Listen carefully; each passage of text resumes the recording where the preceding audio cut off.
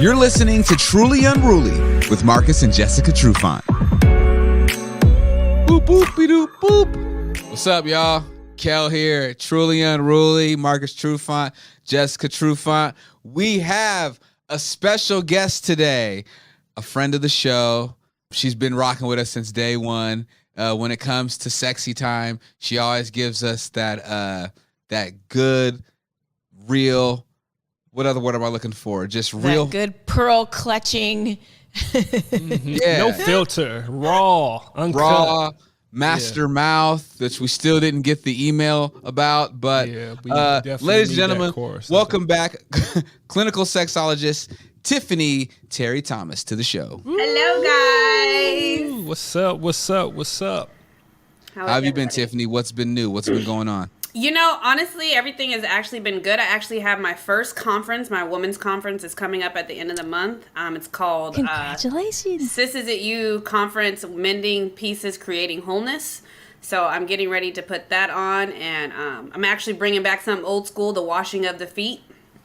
And so all the women will be getting their feet washed by me. And so it's a sign of humility and just being humble enough to say thank you, but then also wanting you to clear your path and wash your feet off so you can get ready to get all what I'm about to pour into you. So, yep, getting ready for that. And I'm actually going to be in Washington in May, I think. I'm going to be speaking at some high schools and stuff like that. So, yeah, I just got some things lined up and coming. Look at you. All right, Tiff, I see you. Okay. Now about the washing of the feet. I knew this was coming. So my daughter, for her 10th birthday, she had a spa birthday party. And it was my friends and I giving them fake pedicures. And we had little bathtub things. And they had their feet in there. And when it came time to scrub one of the girls' feet, I wasn't sure if I should touch her feet. And this is a child. I was like, what is that? On your foot, on your heel. So I'm just wondering, are you wearing, no, you can't wear gloves. Gloves and would be disrespectful. Yeah, that's disrespectful to wear But gloves. you should put in the invite that the pre-rec, right? Is that what they call it? That you got to come in lightweight, kind of already, kind of warmed up and clean, right? I would preferably pedicured. It's so cool because everybody is actually, back in the day, you used to walk through a pool, but everybody is getting their own basin to put their feet in, and they'll have a small bottle of water while come in, wash the feet, and stuff like that. So it's COVID friendly. But yes, these hands are going to get dirty, and it's all for a good cause. So yeah. Right, I like it. Right. Very cool. Last minute, you guys, I reached out to Tiffynee and was like, yo, I need you on this episode because there's no way that I could sit here and talk about interesting sex facts that people probably don't know, and it come from me. It's going to sound weird. I felt like we needed Tiffany's moral support. Who better than Tiffynee? Right. And then she could tell us, too, if some of these myths are just complete bullshit, too, because some of these I'm like, I don't know. So, like, here's the first one. The average person's sexual peak is around the same age they can rent a car. So the average American will have the most sex around 25, according to a study. They found out people in their 20s have more sex than 80 times per year, declining to 60 times per year by 45, and 20 times by the age of 65. Each year after the peak of sexual frequency at 25, the sexual frequency declines by 3.2%. Tiff, before you come in and blow this one up, I think that there is some truth about your sex drive as a man in your 20s. I don't know. I would say that for some people, right, and these facts aren't for all, but as personally as I've grown and I've talked about being thirsty and being this, having this great appetite, right? I feel like it's growing. You have different type of sex in your 20s. It's different, and you're more. You bounce back faster. That's what I mean. you're not the want, but the bounce. You have more because you can do it like 3, 4, 5, 6. Right. You know, but the old eyes retire. I don't know. I don't know if I totally agree with that, but I feel what you're saying though. But 60, 20 times a year? Is that what you just said? Yeah, that's tough. I'm gonna be. Yeah, that's rough. Yeah, that's torture. That's like once every 6 months. That's so sad. Yeah. Quick math. What? Yeah. But what? Oh man. That is so sad. What do you think, Tiff? How to give us your knowledge? Okay, so as far as statistics go, not really big on that. But what I will say is, I kind of agree. I think it depends, because what I'm finding is that as the generations change, I feel as if now sex is becoming more prominent in a younger age because of what's shown on TV. Back when I was 20, and that was a long time ago. I would say that in my 20s, I feel like if it does increase, it's because you now have a place to stay, and you're not fucking everywhere. And so, like, where you're like, hey, come over, instead of sneaking into my parents' house and having sex in the bushes and in the park and stuff like cracks that. and crevices. Right? You now have a steady place. So it does make sense that statistics would say that, because now more people are like, we're not having sex in the car, we're having sex at home, or I'm having sex this. And so I do see that being true. Now, as it grows and we get older, yes, because, and this is why my job is so prominent right now, is because a lot of people don't even know what they're doing to begin with. So by the time you get 60, you're like, we've done everything. And so now it's like we're not even in tune with that. And you're just like, okay, that's not even important to us. And so I feel as if the study, it probably is true, but I feel like it can be changed with the more education that you get. Because I really think that your sexual peak is really depending on your partner. Because I'm starting to recognize, like, even in my 20s, I could imagine if I just was in love with one person and we were doing it all the time, instead of trying to find that guy every night, or every time you go out and you're like, I'm trying to get Mr. Right, or, you know what I'm saying? And a lot of women are searching for that, and men, like, just a happy ending for the night. So I can see that being true. That's deep. I just feel like you reach your sexual peak like in your 30s. Well, you have a better grasp about what you're doing. Well, right? you know what I did read is, like, when you get into your 70s and 80s, it's not so much about sexual intercourse than it is about kind of touching, feeling, maybe a little bit more oral sex. I think that's what I read. Whoa, in your 60s? Well, I thought it was weird, but it's not like master mouth. It's not, yeah, it's not 60s. so much Intercourse. And I was just thinking, like, sex in your car, that gets harder when you get older. Very true. Now, I've heard of this before. 75% of women don't orgasm from regular sex.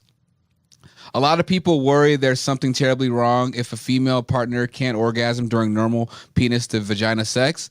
But not only is it totally normal, but it's also true to the vast majority of women. 3/4 of women need direct clitoris stimulation, either from a hand, a toy, or a special position to orgasm to better your chances. And science says it's better to have sex right before bed. I can just start out with something. 1 in every 4 women will never orgasm. That's tough. What? No, Tiff, you're lying. There's no way. That doesn't happen. And I want to say that because, and this is just, now that's a stat. Now, from personal experience and just talking to clients and stuff like that, what I'm finding is the reason why 1 in 4 women do that is because lack of education and what you limit yourself on. And so mental? It usually is. And when I say lack of Yeah. education, not even just not knowing that you can orgasm, but just not knowing what to tell somebody. Yeah. Or shame. Or right? yes, we talked Shame about that. and being uncomfortable. Shame. Yeah. Interesting. Yes. Very interesting. Yeah, but I do agree. I understand how you might not be able to have an orgasm unless you have some type of other clitoral stimulation. Why? Oh God. I do. Just say it, girl. Just say it. Just. You're dumb. I do get that, especially from the back. It's because you're so focused on reaching that.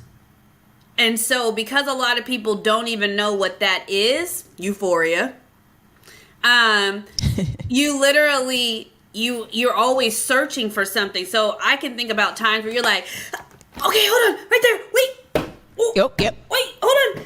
And you're trying to reach something and you're trying to feel something. And 9 times out of 10, you've had one, you just missed it.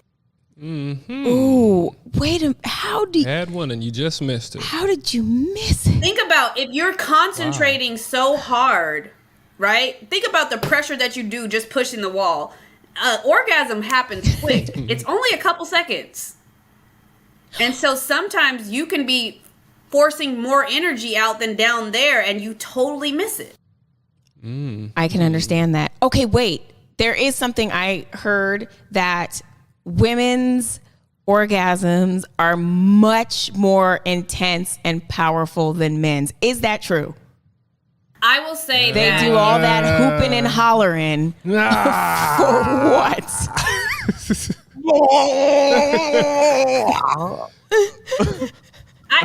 I will say that I don't think it's been measured that the intensity, I think it's really based on opinion. But what I will say is that during the sexual response cycle, and which is 4 phases, men, when they get into that last phase, which is the resolution phase. So the first phase is excitement, then there's the plateau, and then you have the orgasm phase where you just orgasm. And then the resolution phase, women can come back quickly. So we don't have that. Men go into the refractory period. They can't recover.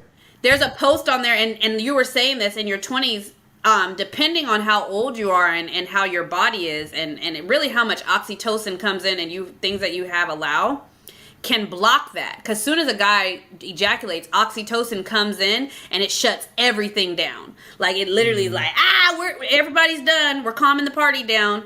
And that's why it takes a man so much longer to get up there. And so after a resolution phase, it says during a refractory period, it could take up to 20 hours for a man to return back. God to damn it, his. That's fair. Really, But there's men that it's taken seconds. It's taken whatever, but it really just depends on that. And so I can't really say like one orgasm is stronger than the other, because it really is just how you have allowed your body to relax, right, and to actually experience the fullness of the orgasm. Because sometimes you're so focused on it, you don't even get to fully or you're rushing for the next one. And this is for women, even women that masturbate. You get that one, you're like, oh, okay, is there another one coming? Wait a second. You know what I'm saying? And you don't even fully experience that good 6 to 8 seconds that you're getting anyway. So then you're rushing to the next thing. Men, I will say, they get to feel that full throb. They get to live in it. Yeah. Right. So is it, I guess then maybe, I don't know. I guess they just get to live in it. Men just Bathe get all, in it. they Lather. reap all the fucking benefits, and we just get fucked on every turn. Not true. You guys are hooping and hollering and shutting down, and then guess what? We carry kids for 9 months. Then we're fucked, and our bodies get all fucked up and stressed out, and the breastfeed and postpartum. What do you guys do? Hey, it's not our fault you guys at 1 and 4 ain't busting a nut. That is on you. And that's called You just bathe in anorgasmia. Just so people know that when women don't come. That's called what? Could you say that Anorgasmia. again? Anorgasmia. Orgasm. So, Tiffany, is it pretty much kind of, I don't want to say, it's not even more of a physical thing. It's just kind of more in your head, right? Is what it sounds like. Okay. It is, because what happens is that you put a lot of mental focus on trying to achieve it, and your body can't relax to actually experience it. Yes. Interesting. So relax. Yeah. Edibles. I know, Papa Xanax. Yeah, it's literally the same as when you're so excited. Like, for example, you guys are about to go to Disneyland. You go to Disneyland, you've anticipated it so much, and then you get on the ride and it's not even fun. Yeah, I get it. We're not excited about Disneyland, so there will be no orgasms on the ride. There will be no build up. I am not Jesse Spano excited. God damn it. I'm just not. Who's that? I'm so excited. Saved by the Bell. I figured. When she was off Quaaludes. She wasn't. Jesus. What was she on again? I don't know. What pills did she take? Cocaine. Some barbiturates. Okay. All right, so the next one. More thrusting does not equal more fun. So pounding or fast or hard thrusting doesn't turn most women on, and it actually causes pain and injury. The most common place women experience pain during sex is in the vulvar vestibule. Did I say that right, Tiffany? Yeah, Okay. vulvar vestibule. Yes, just under the opening of the vagina, where a thin skin stretches underneath the opening that is very vulnerable to abrasion and tearing. This is why generally women do not benefit from or do not want prolonged pounding, which just drags the penis repeatedly across the area, creating a painful friction fairly quickly. Sex therapists are not kidding when they suggest not making intercourse the focus on sex. There are good psychological or physiological reasons for playing elsewhere for most of any sexual experience. I will agree that. I mean, I'm pretty sure you guys have experienced that, like where you just are like, even when you have sex for too long. Yeah, like it's just like, oh my God, I'm sore down there. Right? Yeah. Yep. But also, yeah, and so that's true, and it sucks because that's one thing. Like Jess is telling the truth. Like she literally like there's so much stuff that happens down there that you don't even realize. Like you can put me out for a week, and I be mad about it because I want pleasure and now I can't do anything. We don't want that. Nobody wants to be out the game for a week. So and it's not fun. Like I don't know if it's fun for y'all, but it's not fun. It's fun. It's definitely fun. But the communication has to be there, right? No, okay, or not so fast, not so rough. Okay. What I'm trying to say is the communication, right? Everything's about communication in relationships, under the sheets, during sex. However you want to say it, you have to be able to communicate and not well, it depends on what you like. Some people like to be talked dirty too, like to be spit on, et cetera, be slapped, choked. There is something for everybody, right? It ain't for me, it ain't for us, but the people, are doing this type of thing. I like to spit It's all adults, right? Drip, drip, drip. Okay, go ahead. Can I ask you guys a quick question? Do you guys dirty talk in bed? No, not really. Okay. Yeah, not really. It's sometimes. I know Jess. Not really. I'm not really a dirty talker. Maybe as a joke. It's not our thing. And is it fair to say that you're uncomfortable with it? And maybe if we do it as a joke, like I may do it, you tell me to shut up, and then I say yes. Well, you're a dirty. He's a dirty talk. He is a dirty. It sometimes. Yeah. But not very often. Because it's fun, Kel.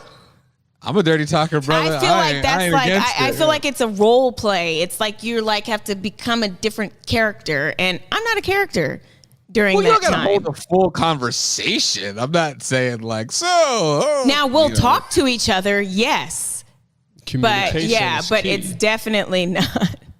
It's not. I'm gonna. So I don't know. I'm gonna say it, Jess. Just say it. Just I don't know. That's a joke. Woo, that is funny. Well, I have a question because I want to know what is considered dirty talk, because you guys said that you talk, and I'm asking because we talk too, and so there's things that B might say something where he might be like, "Oh, you like this dick," or it's something like that where he's just confirming that I'm enjoying what he's giving. Yes, that, but it doesn't go to like yeah, you little bitch, or I don't know. You filthy. You filthy, piece dirty of- bitch about to fuck this shit up. No. We don't do that kind of dirty talk. So Never but say yes, never. what you said, Tiff, yes. Oh shit. What? Some people are into that, and that's why I was like, I'm not trying to become a character. I just said that about the choked and being Right, full role spit play, on, et cetera, and that's okay for some people. And I'm not I don't judge. I think, I mean, Right. if it works for you and yours, hey, go for it. I mean, but, you know. I mean, and I think that, and I will say, you guys have to, and I actually can send you guys one. There's this book, my homeboy wrote this book, he's a sexologist, and it's called Room 918. And it's a book about role playing, basically, but you don't even know it because until the end, where the couple they're acting like so many different people, it sounds like they're cheating on each other. But really, they're cheating on each other with each other. And it's so bomb. Like the book, some explosive sex gonna come out of that book. But it's nice Best of both because worlds, right? My bad. I didn't say that. I was Dylan. Dylan said that. Dylan told me to say that. Shut. But I would say, like, I think, like, even role playing is a good thing because it takes you out of your element. And even if you're just, and some people have a problem with committing to it. Like, one time I had my glasses on and I was like, "You want to fuck the author?" And he was like, "Yeah, I want to fuck the author." I was like, That's hot. "Come get Okay, now we do that. Yeah. That we've definitely done some role playing. See? Definitely, I've been a housemaid. I've been a doctor. I've been all kinds of things. But, I love that. I've That's pretty awesome. much remained. No, I've had a role, or am I just me? Usually, am I? He's usually the recipient. Do of I the get a role. character? I don't get a I character. give him a right. role. Okay. Yeah. Oh Right? shit. I'm the lead, and he's What's the my co-star. script and what's my motivation, right? And Right. then it's and scene, right? Go to work. That's cool, though. And a lot of people can't even do that. And so then it takes it back to the whole orgasm thing and other things where you're just like, why is my peak only at 25 because I've limited myself at 30 to the things that I'm open to? Yeah. And I feel like we can fucking- change that statistic if we just become more knowledgeable about the things that we're into and open. Like you said, like dirty talk, people put such a bad connotation on it because like Jess thought, she was like, "You dirty little bitch, let me spit on that twink and put it in my hole." And like, what? Right. I'm like, no, we don't talk like that. Why not, I'm saying? though, Kel? And you and Jess have talked about this as far as your upbringing and different experiences people Well, that's may why. have had, right? Things were totally off limits, but they shouldn't be, right? Undefiled. Undefiled. That's what they say. In the that bedroom. anything goes. That's what the preachers say. Anything right? does not go. That's what they say, though. That's control, power, the man shit. And anything does not go. The flesh in is the weak. bedroom. Anything goes, but both people agree to. Right. Yes. Yeah. Yes. It has to be consensual. All right, so the next one is a big penis won't stretch or ruin a vagina. A weirdly popular myth is that having too much sex or having sex with a large partner or toy can stretch out a woman's vagina or labia, resulting in ugly, quote-unquote, roast beef flaps, which is therapists Like say, which is ridiculous. The vaginal canal is a muscle that does not permanently stretch from having accommodated a large penis or toy. The vagina is an incredibly resilient and bounces back quickly. Also, the shape and size of the labia are unique to each woman and does not have to do with her sexual status or history.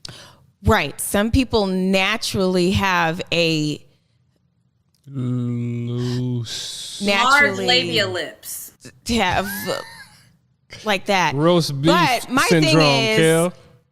Everybody's different, though. My thing is, if you can be stretched out from having a baby, and mind you, that's probably what I didn't push out any of my kids, but the crowning to that, maybe you stretched out for like an hour or so. So you're saying that a large dick cannot stretch out your vag?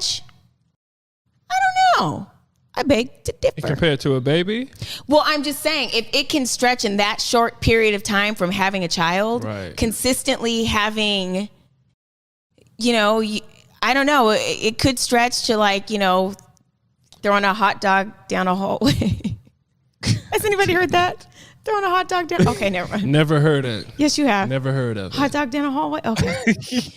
But some people do. Why do you think vaginal rejuvenation is so popular? Shit gets loose. Marketing and advertising. That's why. Yep.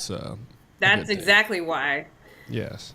And to be honest with you, the vagina is shallow in nature. So like if this was the cup, like your uterus would probably go here. So there's not so much far that a dick can go, but as you get hornier, it expands and you get deeper as you get hornier. And you can get deeper. Saying? But the thing about it is that the vagina goes back to its normal form. So we have a magical tool in us, and people don't recognize that. They think that I knew it was magic. Guys think like, I stretched you out. I knew it was magic. I figured that. I just thought it was me and my thoughts, but I figured that there was some type of spiritual type of magic. I'm done with you. Glitter and confetti and stuff going on. Done. So I'm done with you. I'm done. That's enough. Carry on. Sorry about that. I spoke out loud, but that was in my brain. Sorry. Glitter and confetti. I mean, I think that I'll take that. Women, there's a lot of people that don't even know the difference between.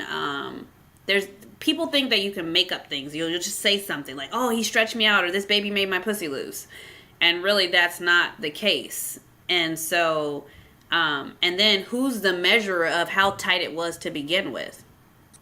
You know what I'm saying? Well, there you go. Were you in there like, okay, I got 2 feet, like how when the person's like, okay, and I've never had a baby vaginally either, so I don't know.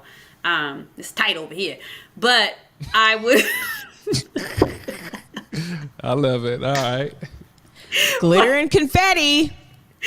But I will say, like, there are people that get in there and be like, oh, it feels different. It might feel different because the amount of lubrication now that is in there. And so that is usually the difference that you're feeling. It's not the tightness of it. It's also how she's contracting on your penis, and that can change things. So, hey Tiff, is there a truth to I've heard this, I've read this actually, in a few places that women how do I say this? Women, I guess, enjoy sex more after having kids. I don't know if that's necessarily true.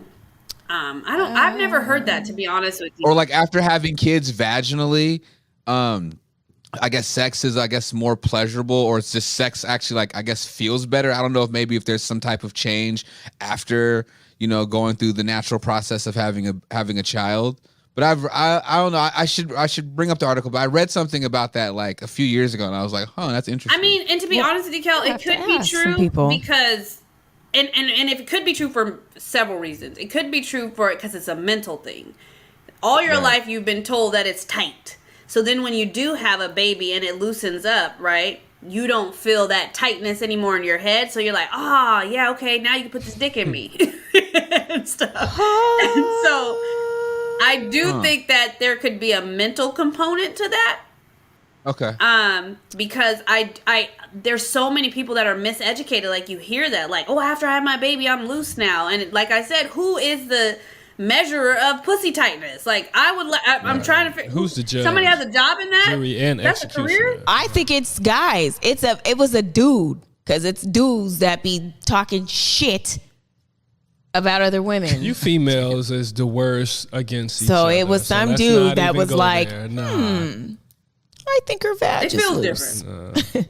This is the standard now. Kel, I'll raise you one and say that, or ask the myth about pregnant women and sex, just to see. What are you talking about? Well, because he said after women have babies, but what about pregnant sex? A lot of men that I know, they say that's pretty good sex. So I'm just... What men do you know? Because I know a lot of men that won't even touch their women. Really? after a certain point, yes. I know. We know Jess. some people. Nah, Jess. I know. Yeah. I have You some dead friends ass too wrong. that have Yeah. been like, yeah, man. Yeah.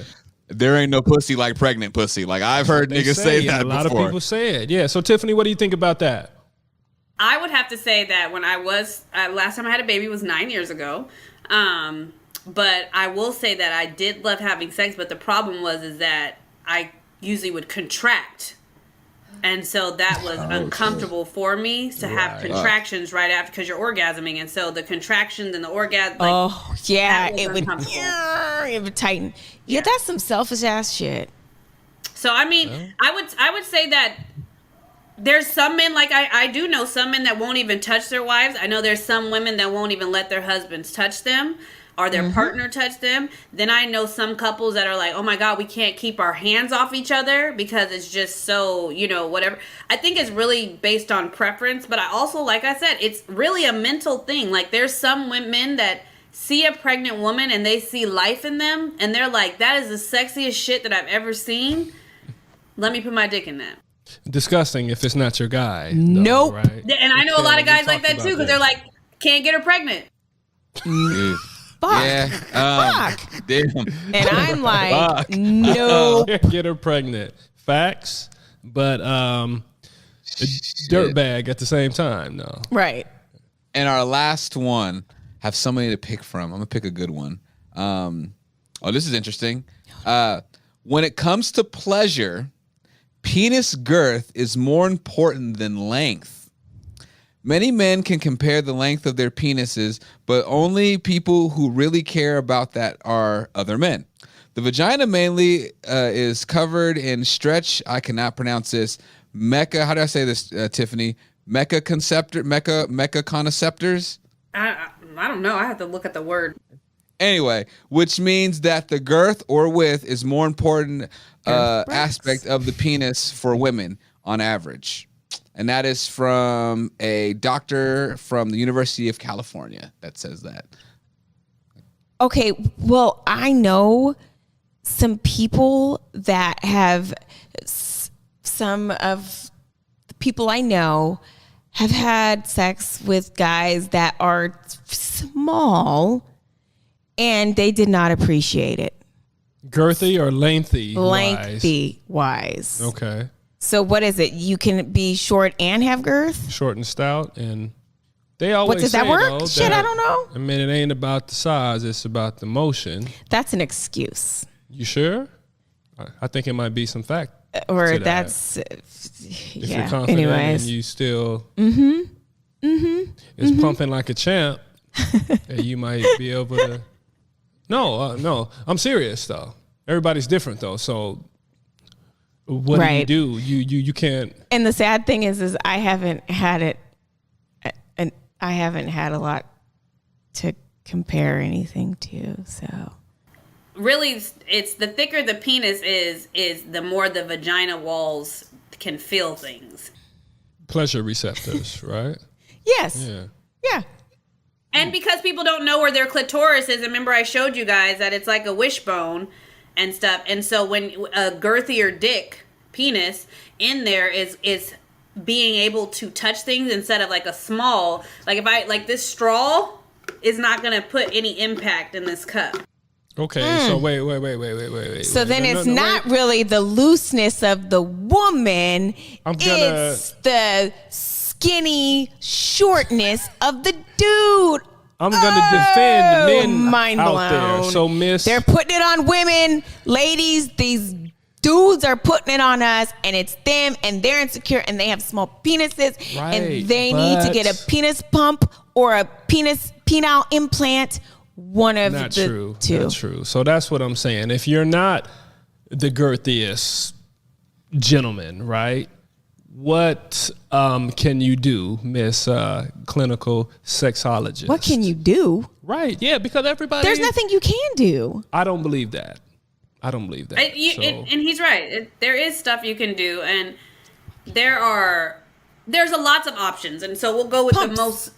No? Stop it. Well, yeah, we'll go with the most, like, extreme, where you can get a pump, or you can get a That's a real thing. I didn't know that was like a silicone thing. slip-on the lip that challenge. adds girth to you. A wig? Go get a wig? A lace front for your dick? Damn. Oh, shoot. A lace front for your Yo, a prosthetic. Damn. I didn't know. I never knew. a prosthesis. I never knew. pieces. I didn't know that was Is that a wig? That's actually a thing. Okay. Option two. What's option two? That was I'm sorry. that was No, two. that was- It was a pump. Then Okay, it was pump and then a wig and then pump, yeah, it's a got to be wig. something else.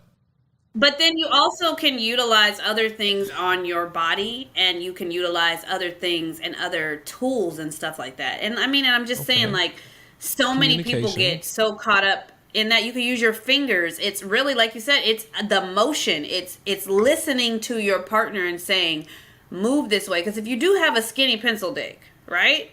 You're going to need to not be a pussy pounder. You're going to need to be able to hit them sides. Or you can, but maybe towards the end, it's your turn after you've pleasured your woman and make sure she's good, and then the pencil gentleman can do the thing, right? You're talking fair. like you're that guy. No, I'm Asking for a no, friend. I'm not asking for a friend, but I'm just making sure, because there's guys out there that suffer just like, okay, and there's women, and you guys have all this pressure on you, okay, hot dog in the hallway and all this kind of stuff. You Men- guys made that up, though. I We know, just but established men that. have the same pressure as far as, okay, you guys don't measure up. I need this big dick energy, et cetera, et cetera. And now you guys saying that you guys don't like the pounding and all this kind of stuff. But that's what the TV and the internet is saying, that we need to be. I'm still going, Kel. I'm still going. Oh my God. That's all I'm trying to say, Stop, right? make No, that's all I'm trying to say. So let's be fair here. If we're going to talk about the women and the pressure that the women put on the men, it goes the same for the men too. I agree with I'm just you. looking for tools for my fellas out there. I agree with you, because there's this thing going around, and I went around, like, was it 2 weeks ago, where a bunch of guys' dicks got exposed, and some people I missed were that one. small. I missed that. Shit. Some people, like, it was like some celebrities, like, some people were like, oh my God, I didn't know this person was slanging, and I didn't know this person was small. And so there was this big discussion on big dicks versus little dicks. And a lot of guys have gotten a lot of, like, great energy because they have big dick energy. And that whole pounding thing, and even how we even talk about how we approach the pussy, right? I'm gonna beat that shit up and da-da-da-da-da. Like, that's not something you should even be saying. So when you have that Very mindset, true. It's all TV, like you Right? said. It's all You what you see on literally TV. right, and you literally go into it doing that, and then to me, that's where the stats come in, Kel, because it literally then is like, we get to a point where now you're 35, 40, you done had so many beers, the pounding has reduced. Yeah. Your pounding Gotta is hydrate, minimal, right? because you went out of that, and I feel like we've taken the art out of having sex. Yes, that's what it is. Because it's too much pressure, right? If you allow the pressure to get to you. Right. And then you guys are doing it all wrong, and it's no You longer. guys, or as a couple, sometimes people are doing it. It's not sensual anymore. It's just, I don't know, it's weird. So. Because of the pressures of a society. It's society's fault and the system's fault, right? But when society really thinks about it, don't nobody do that. And like, It's maybe like you communication, said, yeah. when you're younger and that's what you do the entire time, but you don't know no better at that point, though. right. I don't believe. I wish you Some did, people though, do. because it sets you up for a bad thing. I know some teenagers right now that's what they're into.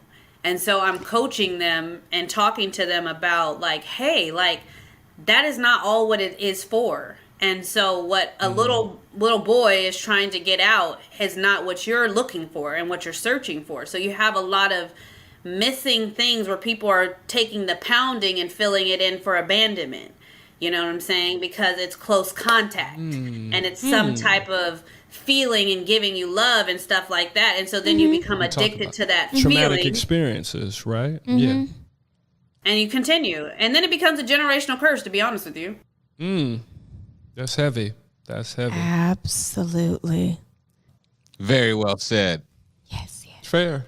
All right. Well, That's I think fair. that's enough dick talk for one night. Shit. This was grown folks God conversation. damn. I like this. And Tiffany, we appreciate you coming on. Well, this was good. Tiffany, thank you so much for joining us. Let the folks Thank know you. where they can find you on all things social and where they can, of course, buy the book. You can buy the book at sisisityou.com. You can find me on Instagram, Tiffany Renee. My name is spelled differently. I'm special. TikTok, I'm really trying to get my TikTok followers up, so please follow me there because that is like, woo. But no, and just Tiffany.com and friskyfem.com if you want to get it frisky. But I have a lot of things going and stuff, so yeah, that's where you can check me out. Love Right it. on. Love it. Again, Tiff, thank you so much for joining us. Thank Always you, a pleasure Tiff. as usual. Of course, Marcus Trufant, Jessica Trufant. My name is Kel. Of course, follow our page, truly unruly _ podcast on Instagram. Follow Marcus _ Trufant. Follow Jessica _ Trufant. That's a lot of following, but I suggest you do it. And of course, you can catch the podcast on any of your favorite podcasting platforms. If you want to catch the visual, of course, search Marcus Trufant on YouTube or just search Truly Unruly. And of course, catch us every Sunday on the Converge Network. I think that is everything. That's it. Oh, yeah. I think so. All right, y'all. Till next time, peace and love.